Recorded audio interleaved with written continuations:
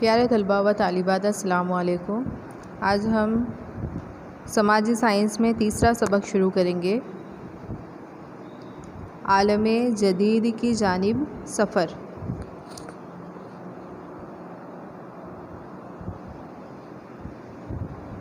तो पहली आलमी जंग के बाद लोगों की माली हालत बहुत ख़राब हो गई थी और उसे बेहतर बनाने में उस ज़माने की हुकूमतें भी नाकाम रही।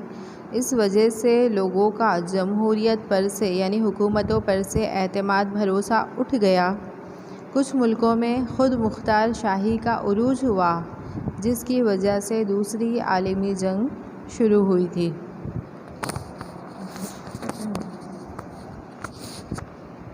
तो उसके बाद देखेंगे इटली में फ़ाशिज़म। अब फ़ाशिज़म क्या है? तो एक पार्टी का नाम है। जिस तरह हमारे वहाँ कांग्रेस पार्टी है, भाजपा पार्टी है, इसी तरह इटली में एक पार्टी की बुनियाद डाली गई थी जिसका नाम है फ़ाशिज़म।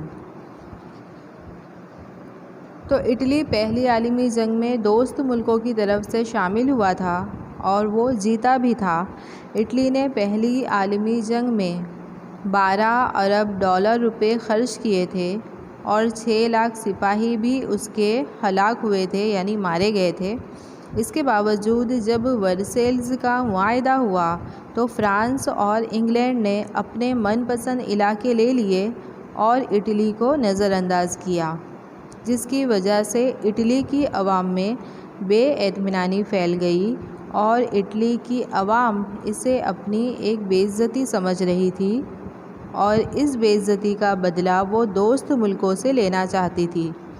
तब ऐसे वक्त में बेनिटो मुसोलिनी ने इटली में फ़ाशिस्ट पार्टी की बुनियाद डाली और फ़ाशिस्ट पार्टी का निशान लकड़े का गठरा और कुल्हाड़ी रखा। फ़ाशिस्ट पार्टी में जितने भी लोग शामिल होते वो काले रंग का लिबास पहनते थे।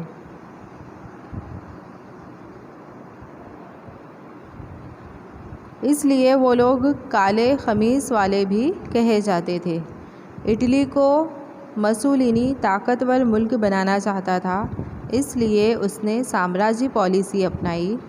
इस पॉलिसी की बिना पर उसने तुर्की के कई इलाके छीन लिए और जर्मनी और जापान के साथ उसने दोस्ती के ताल्लुकात कायम किए और मुसोलिनी ने एक पार्टी और एक नेता का नारा दिया।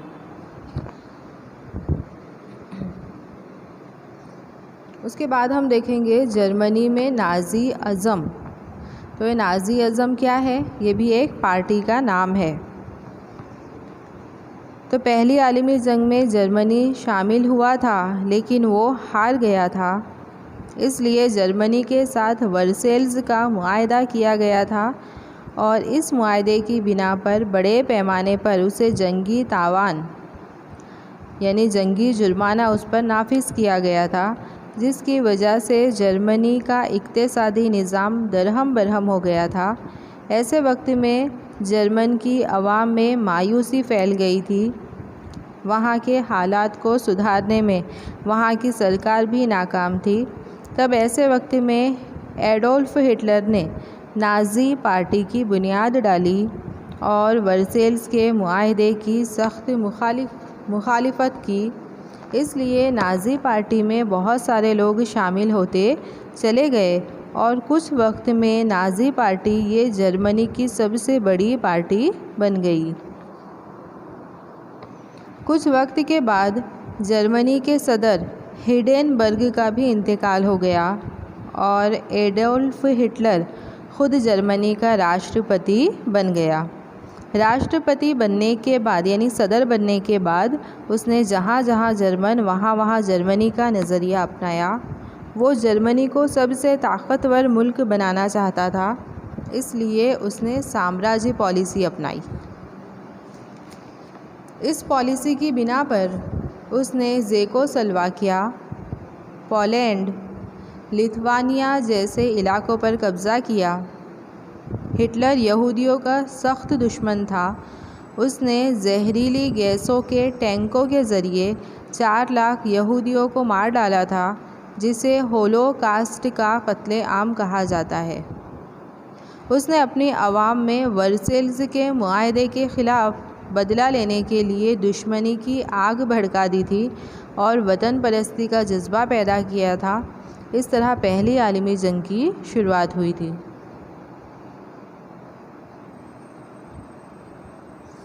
उसके बाद हम देखेंगे जापान में अस्करियत यानी लश्करी नज़रिया। तो जापान भी पहली आलमी जंग में दोस्त मुल्कों की तरफ से शामिल हुआ था और उसे वर्सेल्स के मुआहदे में नज़रअंदाज किया गया था। उस वक्त जापान में लश्करी पार्टी वजूद में आई। ये पार्टी भी जापान को ताकतवर बनाना चाहती थी, इसलिए जापान ने भी साम्राज्य पॉलिसी अपनाई और जापान ने मंचूरिया, मंगोलिया, चीन और कोरिया के कई इलाकों पर कब्ज़ा किया था। तो इस तरह भी दूसरी आलमी जंग शुरू हुई थी। उसके बाद हम देखेंगे आलमी कसादबाजी 1929 यानी कि महामंदी, वैश्विक महामंदी। तो पहली आलमी जंग जब ख़त्म हुई तब यूरोप के मुल्कों ने समझा कि अब जंग ख़त्म होने के बाद हालात सुधर जाएंगे, लेकिन ऐसा नहीं हुआ, बल्कि पहली आलमी जंग ख़त्म होने के बाद कई सालों तक जितने भी मुल्क इस जंग में शामिल हुए थे उन तमाम मुल्कों को महामंदी से गुज़रना पड़ा। अमेरिका की वॉल स्ट्रीट शेयर बाज़ार की कीमत कम हो गई, जिसका असर पूरी दुनिया पर पड़ा। यहाँ तक कि इंग्लैंड भी उसकी चपेट में आ गया। इंग्लैंड में भी महामंदी छा गई।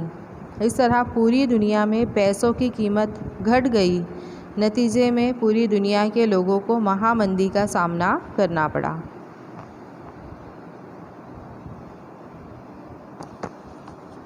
उसके बाद हम देखेंगे दूसरी आलमी जंग के अवामिल।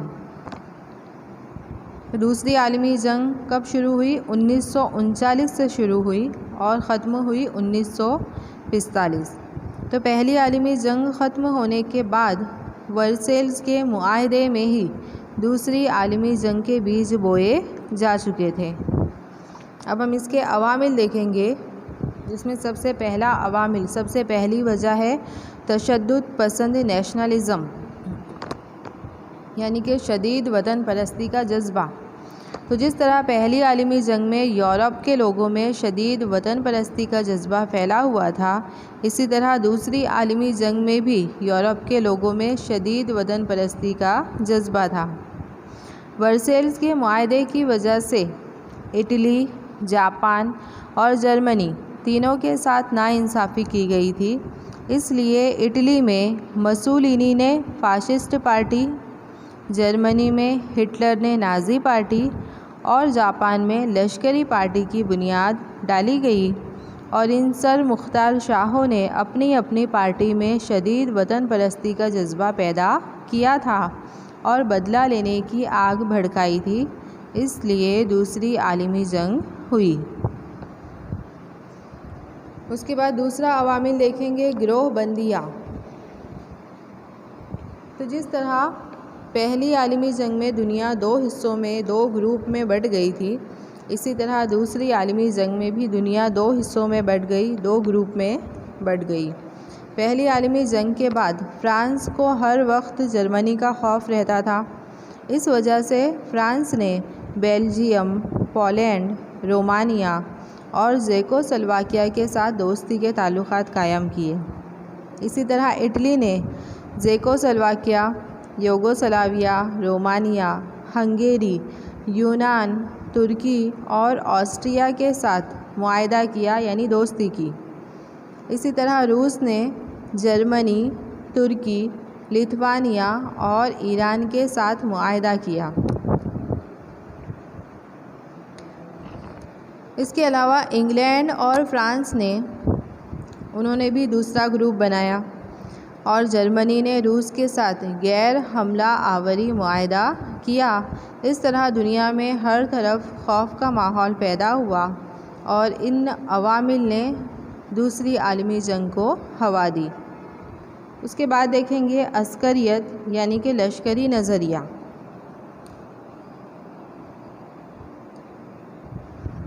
तो पहली आलमी जंग के बाद यूरोप के मुल्कों को हमेशा एक दूसरे का डर सताता था, इसलिए उन्होंने ज़्यादा से ज़्यादा हथियार बनाने शुरू कर दिए और लश्करी भर्ती करना शुरू कर दी। यूरोप के कई ममालिक में सिर्फ हथियार बनाने में इजाफ़ा हुआ। एक दूसरे से बढ़ चढ़कर हथियार तैयार किए जाते थे। रूस, जर्मनी जैसे मुल्कों ने तो फ़ौज में लाजमी तालीम शुरू कर दी थी। हर मुल्क ने बहरी फ़ौज, हवाई फ़ौज और पैदल फ़ौज में इजाफ़ा किया। इसी तरह जापान ने भी अपनी फ़ौजी ताकत में इजाफ़ा किया। इंग्लैंड और फ्रांस ने भी इस्लाहात यानी हथियार को बेहतर से बेहतर बनाने की कोशिश की। उसके बाद देखेंगे राष्ट्र संघ की नाकामयाबी।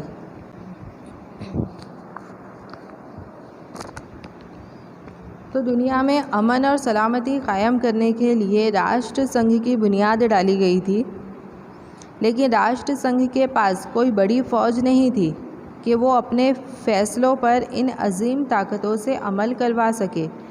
राष्ट्र संघ में से इटली, जर्मनी, जापान जैसी बड़ी बड़ी ताकतें निकल गई थी। जापान ने राष्ट्र संघ में से इस्तीफ़ा दे दिया और मंचूरिया पर हमला किया। इसी तरह इटली ने तुर्की के इलाके छीन लिए। जर्मनी ने पोलैंड के इलाके पर कब्ज़ा किया, लेकिन राष्ट्र संघ इन सब को रोकने में नाकाम रही। तो इस वजह से भी दूसरी आलमी जंग हुई।